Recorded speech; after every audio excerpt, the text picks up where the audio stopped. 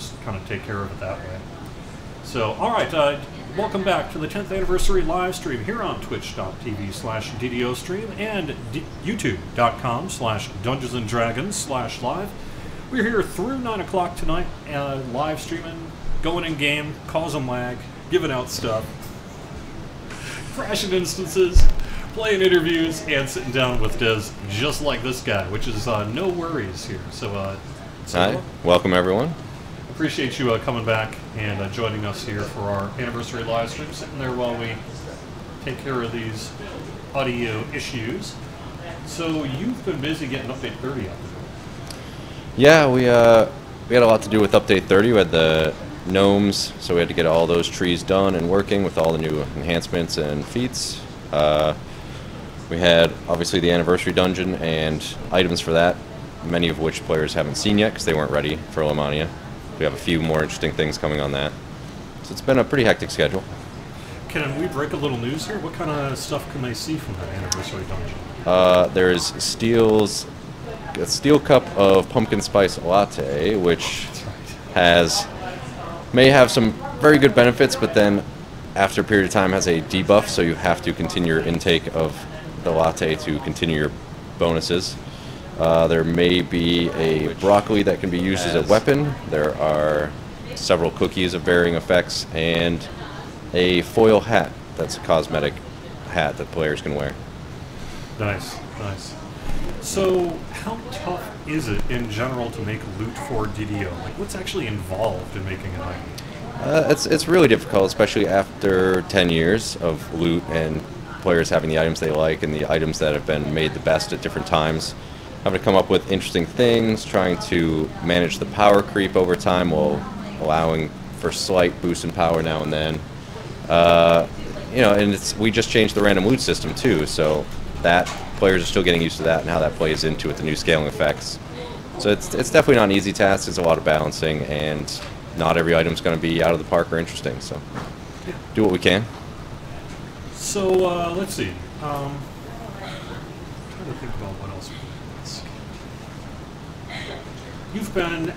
You go back to the Asheron's Call days. Yeah, I started QA for Asheron's Call 8 years ago.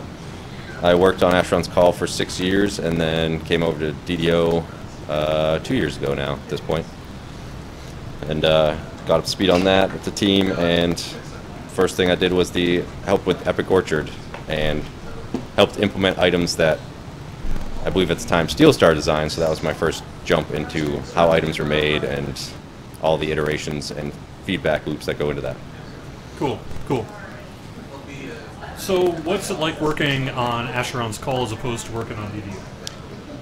Asheron's Call has the interest that it's an IP all of its own, which gives you a lot of freedom on ideas and concepts you can put in there. At the same time, it was at this point, 14-year-old game, so our technology here at Turbine came a long way. So creating dungeons and monsters and items was a lot more rudimentary back then, and now in DDO we have a lot more modern stuff like using Excel spreadsheets and everything else.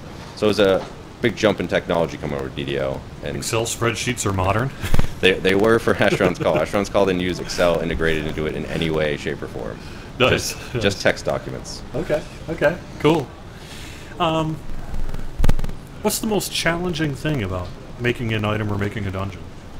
Making a dungeon is a few things, because we're generally tying into a specific lore or story point, so you have to find a very specific concept that will fit into that. Then you have to try and figure out what's going to make it different so it's something new and fun for players, and that can actually be challenging in a game that has as many quests as DDO does.